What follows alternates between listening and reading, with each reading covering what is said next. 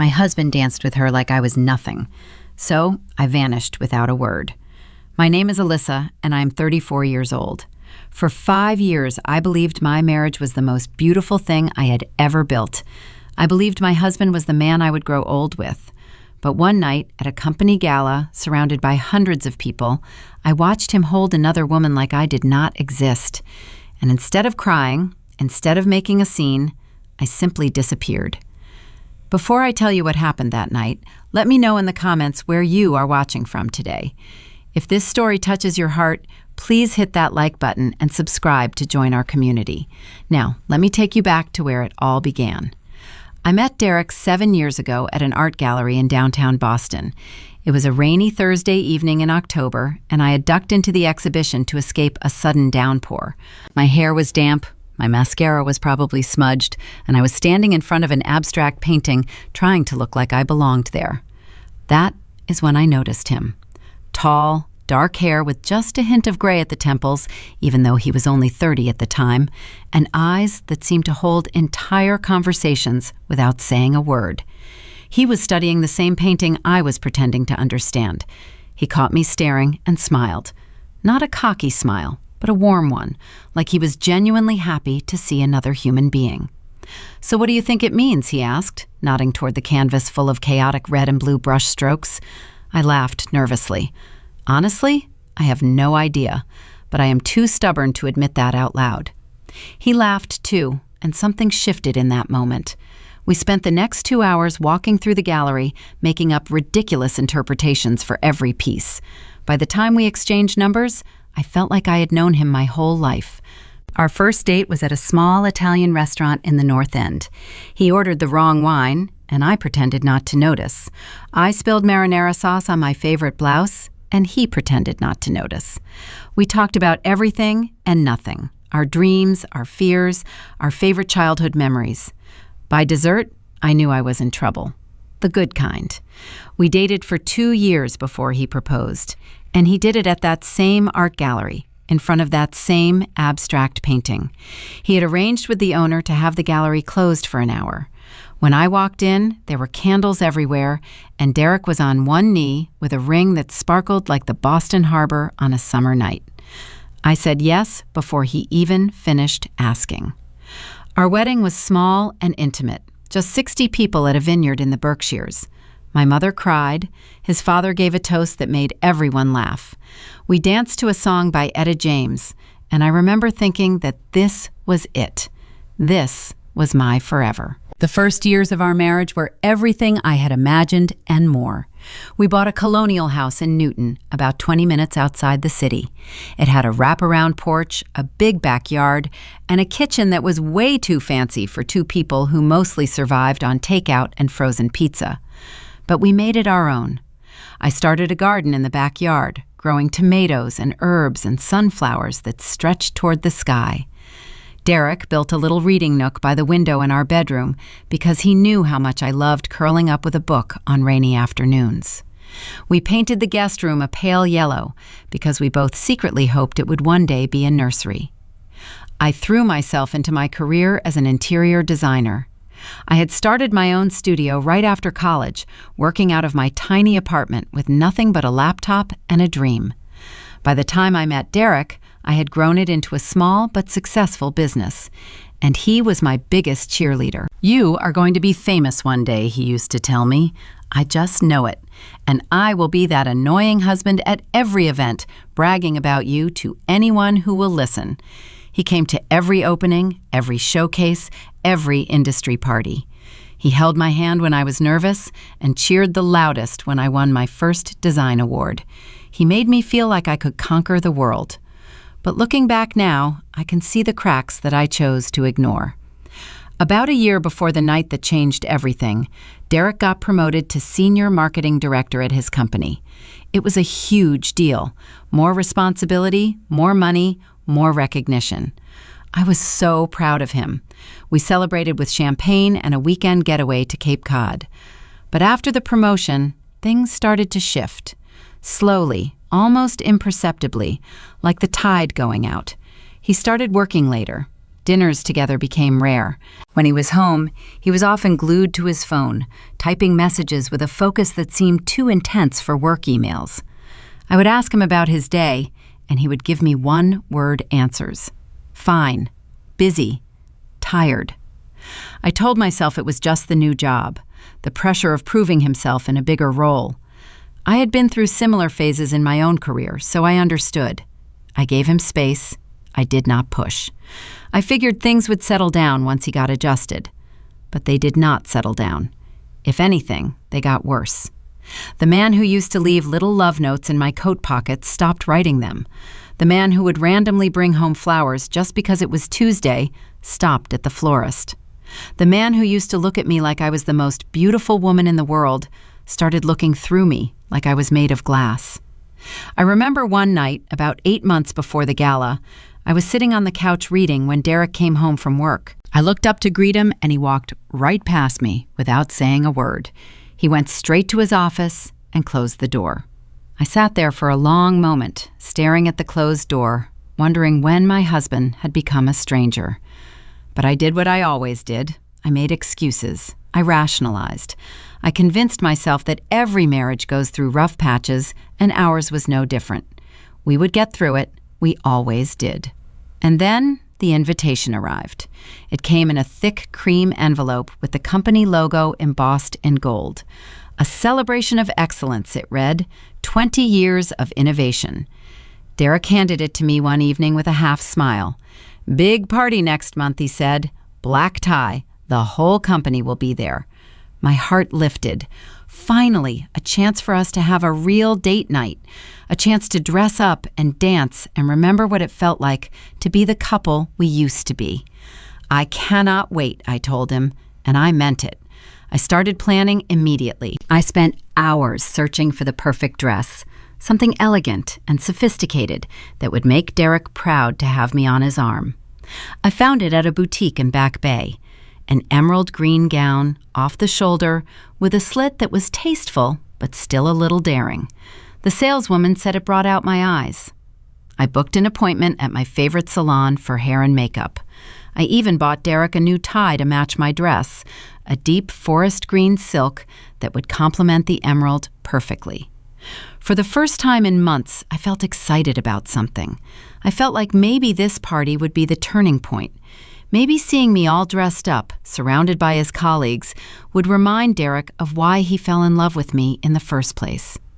I had no idea how wrong I was. The day of the gala arrived, and I woke up with butterflies in my stomach. The good kind, I thought, anticipation and excitement and hope. I spent the whole morning pampering myself, a long bath with lavender oil, a face mask that promised to make my skin glow. I even did my nails myself, a deep burgundy that I thought looked sophisticated. Derek was quiet that morning, quieter than usual. He sat at the kitchen table with his coffee, scrolling through his phone with a furrowed brow. When I asked if he was nervous about his speech, he just shrugged. A little, he said without looking up. Just want it to go well. I walked over and kissed the top of his head. It will be perfect. You always do great at these things. He did not respond, did not even acknowledge the kiss, just kept scrolling. I should have paid more attention. I should have asked more questions. But I was too busy being hopeful, too busy believing that tonight would fix everything. My salon appointment was at 3. The stylist, a woman named Rosa, who had been doing my hair for years, could tell I was excited. Big night, she asked as she curled my hair into soft waves. The biggest, I said. My husband's company is having this huge gala. I want to look perfect. Rosa smiled knowingly. He is not going to be able to take his eyes off you. If only she knew. I got home at 5:30, gave myself one last look in the mirror, and felt genuinely beautiful for the first time in months. The dress fit like it was made for me. My hair cascaded over my shoulders in golden brown waves. My makeup was subtle but elegant, making my green eyes pop. Derek was already dressed when I came downstairs. He looked handsome in his black suit and the green tie I had bought him. But when he saw me, his reaction was not what I expected. He glanced up, said, "You look nice," and went back to checking his phone. Nice. After all that effort, nice. I swallowed my disappointment and forced a smile. Ready to go? He nodded, grabbed his keys, and headed for the door. No compliment about the dress. No comment about my hair. No acknowledgement that I had spent weeks preparing for this night. The drive to the hotel was mostly silent. I tried to make conversation, asking about the people who would be there, what the venue looked like, whether he was still nervous about his speech. His answers were monosyllabic. Yes. No. Fine. By the time we pulled up to the Fairmont, I had a knot in my stomach. But I pushed it aside. I was determined to have a good time. The ballroom was stunning. Crystal chandeliers hung from the ceiling, casting a warm glow over everything. Round tables dressed in white linen filled the space, each one decorated with elegant centerpieces of white roses and eucalyptus. A live jazz band played softly in the corner. Waiters in crisp uniforms circulated with trays of champagne and hors d'oeuvres. I felt Derek relax slightly as we entered. This was his world, his territory. He knew everyone here, and everyone knew him. We made our way through the crowd, stopping every few feet to greet someone. I smiled and shook hands and made small talk, the dutiful wife by his side. But I noticed something odd. Some of the people we talked to looked at me strangely.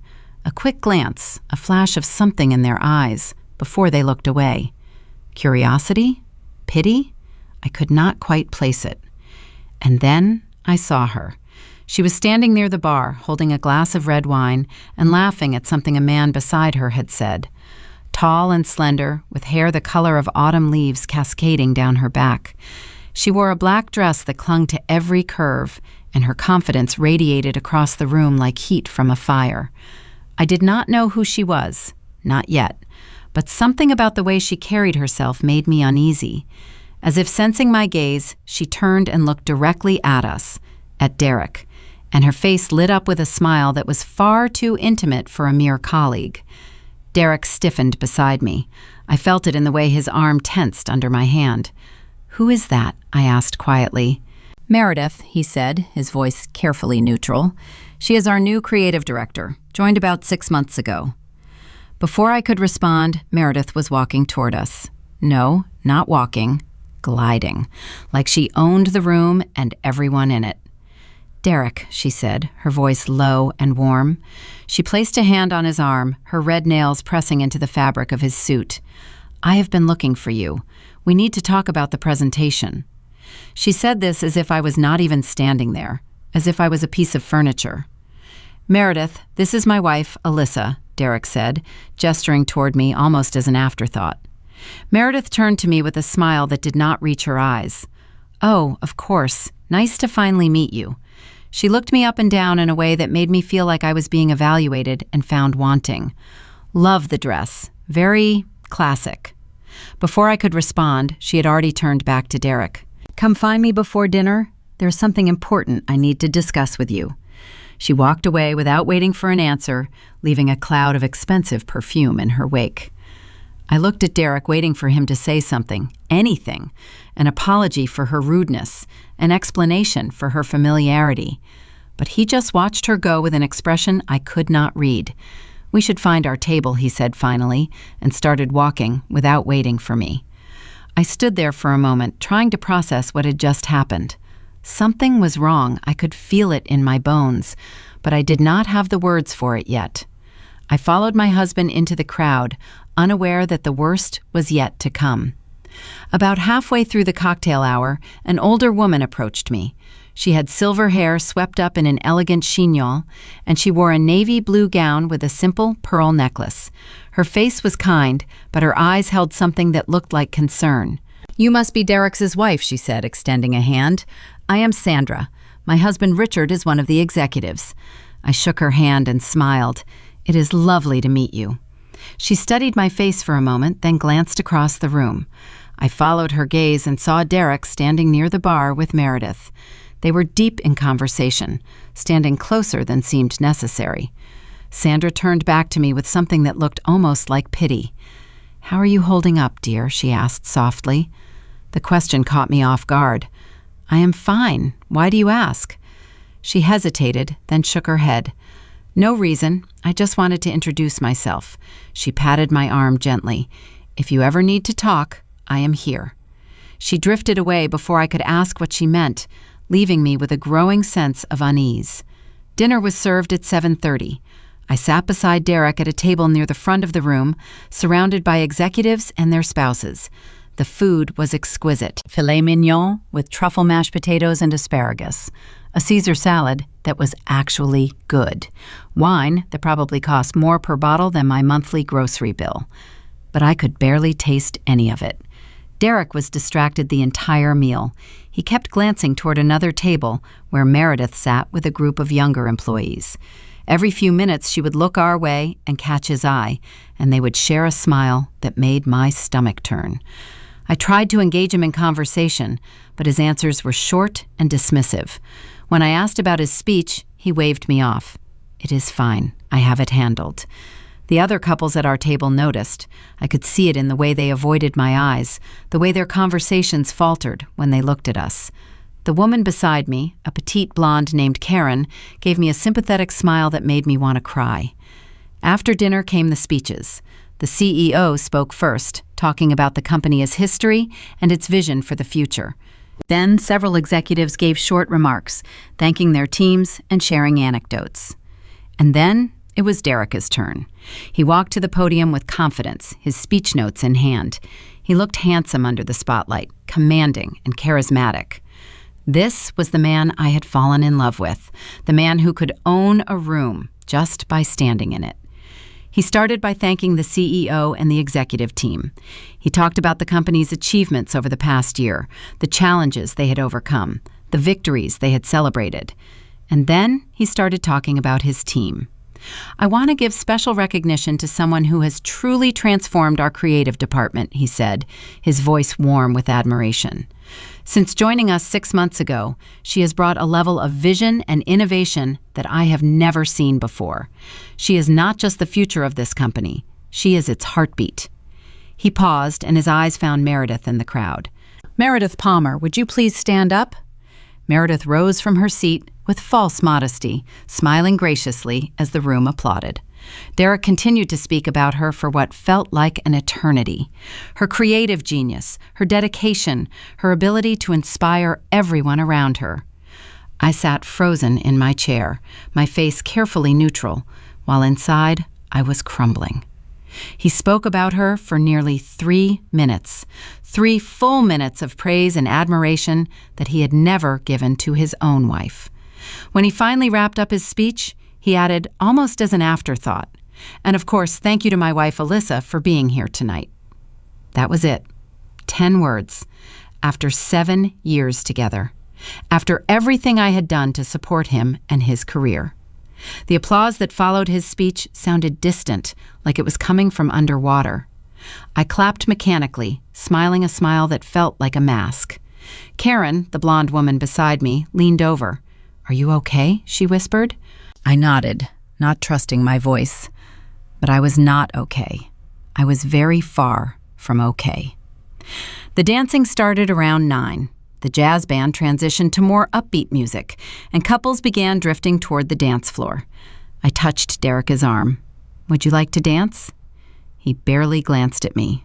Later, I need to talk to some people first. He was gone before I could respond, disappearing into a group of colleagues near the bar. I watched him go, feeling smaller by the minute. I stood there alone for what felt like hours, but was probably only 20 minutes.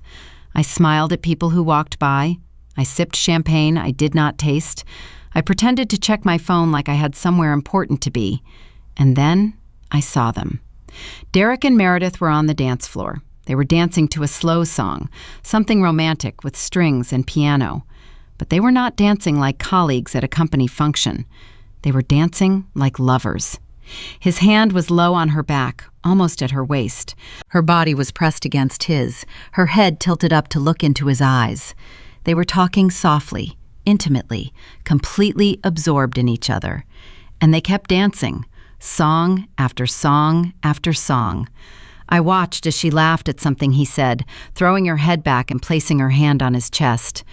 I watched as he leaned down to whisper in her ear, his lips almost brushing her skin. I watched as they moved together like they had done this 1,000 times before. The room began to notice. I could feel the weight of stares, the whispers spreading like wildfire. People were looking at me with expressions that ranged from shock to pity to secondhand embarrassment. A woman I did not know walked by and gave me a look of such profound sympathy that I wanted to disappear into the floor. I do not know how long I stood there. It could have been minutes or hours. Time had lost all meaning. That is when Sandra appeared at my side again. "Honey," she said softly, her voice barely above a whisper, "I am so sorry. Everyone has been talking about them for months. I thought you knew." The words hit me like a physical blow. "What do you mean?" Sandra is face crumpled with compassion. "They have been inseparable since she joined the company. Late nights at the office, business trips together. I assumed Derek had been honest with you about it." My legs felt like they might give out. I gripped the edge of a nearby table for support. "I did not know," I whispered. "I had no idea." Sandra squeezed my hand. "I am so sorry, dear. I am so, so sorry." I looked back at the dance floor. Derek was spinning Meredith in a circle, both of them laughing like they were the only two people in the world. He had not looked at me once, not once in the entire night. In that moment, something inside me shifted. The hurt was still there, sharp and burning. But underneath it, a strange calm began to settle. I knew what I had to do. I turned away from the dance floor without another word. I did not cry. I did not make a scene. I did not march over and confront them in front of everyone. Instead, I walked calmly to the coat check and retrieved my wrap. I stepped outside into the cool night air and pulled out my phone to request an Uber. The driver arrived in 7 minutes. I slid into the back seat and gave him my address. "Rough night?" he asked, glancing at me in the rearview mirror. "You could say that," I replied. I turned off my phone during the ride home. I did not want to see Derek's name on the screen. I did not want to hear his voice or read his excuses. I wanted silence. The house was dark when I arrived, empty, just the way I felt inside. I did not cry. Not yet. There would be time for tears later. Right now, I needed to think. I walked upstairs and changed out of my beautiful emerald dress. I hung it carefully in the closet, knowing I would never wear it again. Then I put on sweatpants and a t-shirt and went into Derek's office. I was not sure what I was looking for. Evidence, maybe? Confirmation? Something to prove that what I had seen tonight was not just my imagination running wild.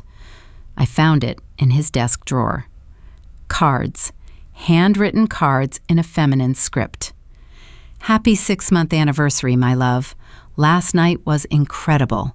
I cannot stop thinking about you." There were photos on an old phone he kept in the back of the drawer. Pictures of Derek and Meredith on what looked like a business trip, except they were not doing business. They were on a beach somewhere, his arm around her waist, both of them grinning at the camera. I found hotel receipts, restaurant receipts, a jewelry receipt for a bracelet I had never seen. The affair had been going on for at least 5 months, maybe longer. My hands were shaking as I photographed everything. I uploaded the photos to a private cloud account that Derek did not know about. I was meticulous and methodical, even as my heart was shattering into a million pieces. When I was done, I sat on the floor of his office and stared at the wall.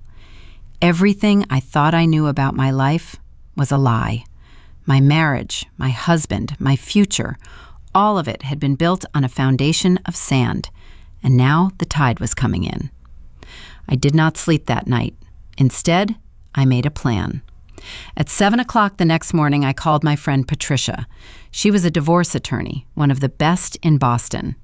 We had gone to college together, and she had always told me to call her if I ever needed anything. "Alyssa?" She sounded surprised to hear from me so early.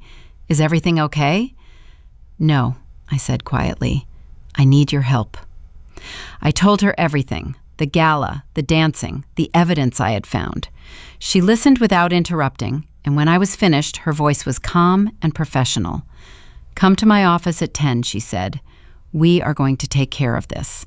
My next call was to Harper, my best friend since high school. She was a realtor, and she knew every apartment in the city. Harper, I need a place to stay, starting today. Can you help? Alyssa, what is going on? Are you okay? I will explain everything when I see you, but I need to move quickly. She did not ask any more questions. I will have a list ready by noon.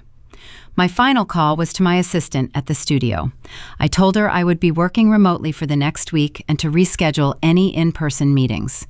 By 8:30, I had packed 2 suitcases with essentials, clothes, toiletries, important documents, my laptop, and a few sentimental items I could not leave behind. I walked through the house one last time, looking at everything we had built together. The kitchen where we had cooked terrible meals and laughed about it. The living room where we had watched movies on rainy Sundays. The bedroom where we had made promises we could not keep. I felt a strange sense of peace as I headed for the door. Not happiness, certainly not that, but clarity. For the first time in a long time, I knew exactly what I needed to do. I left a single note on his pillow, just 8 words. I saw everything. Do not contact me. You will hear from my lawyer. Then I walked out the door and did not look back. Derek came home at 3 a.m, stumbling drunk through the front door. He crashed on the couch without even making it to the bedroom, too intoxicated to notice anything was amiss. He did not realize I was gone until he woke up the next afternoon with a pounding headache and a dry mouth. He called out my name. No answer. He checked the bedroom, the bathroom, the kitchen. Nothing. That is when he saw that some of my clothes were missing from the closet. That is when he found the note. His calls started immediately. 10, 20, 50 calls to a number that no longer existed. I had canceled my phone and gotten a new one that morning. He sent emails, long, rambling emails full of excuses and apologies and declarations of love. I read none of them. He showed up at my studio, but my assistant told him I was not there and would not be back anytime soon. He tried to contact my parents, my brother, my friends. No one would tell him where I was. I had disappeared, completely and utterly, just like I had promised myself. I spent the first week at Harper's apartment, a beautiful 2-bedroom in Beacon Hill with exposed brick walls and a view of the Charles River. She did not push me to talk about what happened.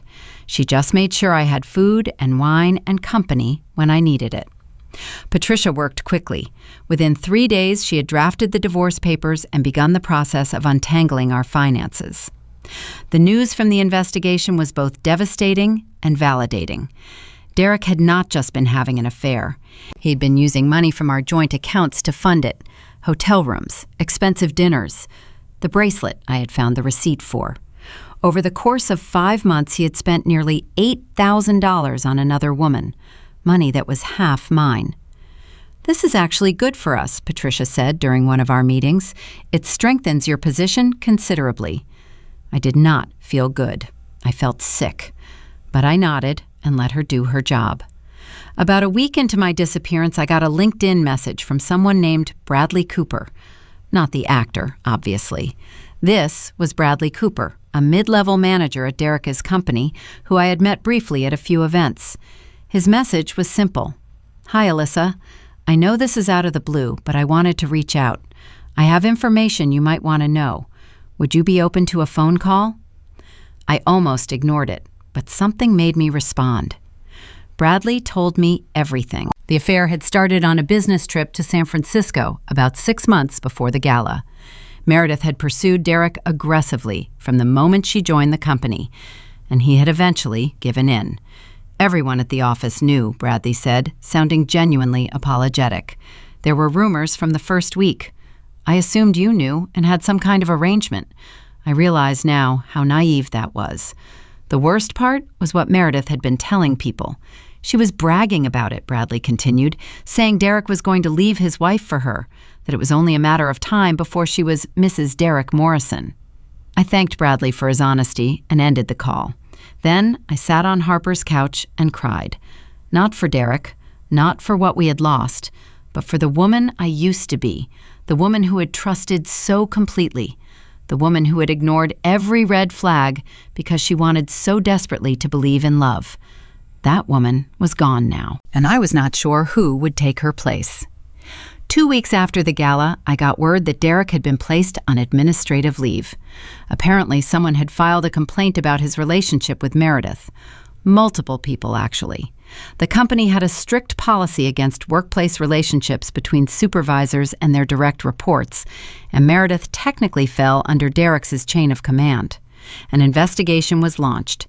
Meredith was also suspended pending the outcome. I did not feel satisfaction when I heard this. I did not feel vindicated. I just felt tired. So incredibly tired. Harper found me a perfect apartment a month after I left. It was a renovated loft in the South End with huge windows and original hardwood floors and enough natural light to fill every corner. It was smaller than the house in Newton, but it was mine. Just mine. I signed the lease and spent a weekend painting the walls and arranging furniture. For the first time in years, I got to make every single decision without consulting anyone else. I chose the colors I wanted, the artwork I wanted, the way I wanted to arrange my books and my plants and my collection of vintage coffee mugs. It was terrifying and liberating all at once. Derek requested a meeting through our lawyers about 3 weeks after I left. He wanted to see me one last time, to explain himself, to apologize in person. I said no at first, but Patricia thought it might be useful. Sometimes these meetings help move the process along, she said, and it might give you closure. I did not know if I wanted closure, but I agreed to the meeting. We met at a coffee shop in Cambridge on a gray Tuesday afternoon. Neutral territory, public space. I got there early and ordered an espresso, sitting at a corner table where I could see the door. Derek arrived exactly on time. He looked terrible. There is no other way to describe it. His face was gaunt, his eyes bloodshot, his usually impeccable suit wrinkled and loose. He had lost weight. His confidence, that effortless charisma that had drawn me to him in the first place, had vanished. He slid into the seat across from me and just looked at me for a long moment. "You look good," he finally said. "Thank you." Another pause. "Alyssa, I am so sorry." His voice cracked on the last word. "I know that does not mean anything. I know I cannot undo what I did, but I need you to know that I am sorry." I did not respond, just waited. What happened with Meredith? It was a mistake, the biggest mistake of my life. She did not mean anything to me, not really. I was stupid and weak, and I threw away the best thing that ever happened to me. He reached across the table as if to take my hand, but I pulled back. "Derek," I said calmly, "if she meant nothing to you, why did you dance with her all night in front of everyone we knew? Why did you spend thousands of dollars on her? Why did you humiliate me in a room full of 300 people? He had no answer, just sat there with tears in his eyes. "You did not just have an affair," I continued. "You made me invisible. You made me feel like I was nothing. In front of your colleagues, your friends, people I had to smile at and make small talk with, while they were all whispering about my husband, his girlfriend." My voice was steady. I surprised myself with how steady it was. "I spent 7 years loving you, Derek.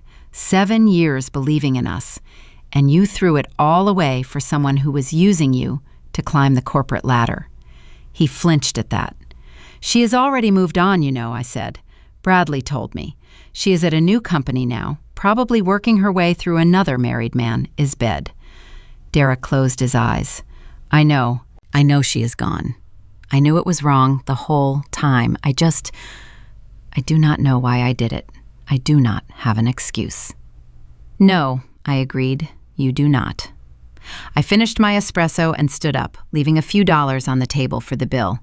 "I hope someday you find whatever it was you were looking for," I said, looking down at him, "but you will never find it with me." I walked out without looking back. The divorce was finalized 2 months later. It was surprisingly straightforward, given everything. Patricia had done excellent work. I kept the house, as we had originally bought it primarily with money from my studio as profits. But I did not want to live there anymore. Too many memories, both good and bad. I sold it for a healthy profit and used the money to expand my business and put a down payment on my loft. Derek was required to repay the money he had taken from our joint accounts to fund his affair, $8,214. I donated every cent of it to a local women's shelter. Harper told me a few months later that Derek and Meredith's relationship had imploded almost immediately after the scandal broke. Without the thrill of secrecy, without the excitement of the forbidden, there was nothing to hold them together. Meredith had left for a job in Chicago, and Derek was still trying to rebuild his career at a smaller company. I listened to the news with a strange sense of detachment. This man, who had been the center of my world for 7 years, was now just a footnote, a cautionary tale, a chapter that had ended. The months that followed were not easy. I do not want to pretend they were. I went through phases: anger that burned so hot I could barely breathe, sadness that felt like drowning, confusion about who I was and what I wanted from life. I started seeing a therapist, a kind woman named Dr. Chen, who helped me untangle the knots in my heart. We talked about trust and betrayal, about self-worth and boundaries. We talked about the warning signs I had ignored and why I had ignored them. "You are not stupid for trusting him," Dr. Chen told me during one session. "Trust is not a weakness, but trusting someone does not mean ignoring your own instincts." I thought about that a lot. I also threw myself back into my work. My studio had never been busier, and I welcomed the distraction. I took on a big project, designing the interiors for a new boutique hotel in Back Bay. It was challenging and creative, and exactly what I needed. I reconnected with friends I had neglected during the marriage, women I had known since college, who welcomed me back with open arms and no judgment. We had wine nights and weekend trips and long conversations about life and love and everything in between. I started taking a pottery class on Saturday mornings. There's something meditative about working with clay, about shaping something beautiful out of nothing. My first few pieces were disasters, lopsided bowls and lumpy vases that Harper displayed on her bookshelf anyway, because that is the kind of friend she is. But I got better. With time and practice, I got better at a lot of things. A year after the gala, I was sitting in my apartment on a quiet Sunday evening. The windows were open, letting in the sounds of the city. I had a glass of wine in my hand and a jazz record playing softly in the background. I looked around at the space I had created, my books on the shelves, my artwork on the walls, my plants thriving on the windowsill. Everything in this room was a choice I had made, a reflection of who I was becoming. I thought about that night at the party, the humiliation, the pain, the moment when my world fell apart in a ballroom full of strangers, and I realized something unexpected. I was grateful, not for the betrayal, not for the heartbreak, but for the wake-up call, for the push I needed to finally choose myself. I had spent years trying to be the perfect wife, the perfect partner, the perfect half of a whole. I had shrunk myself to fit into Derek's life, rearranged my priorities to accommodate his needs, ignored my own instincts because I wanted so badly to make it work. And in the end, none of it mattered. He still chose someone else. But now I was choosing someone too. I was choosing me. The woman I had become in that year was stronger than the woman who had walked into that gala, more independent, more self-aware, more whole. I did not need a man to complete me. I did not need anyone's approval or validation. I was enough, all by myself. That does not mean I closed off my heart forever.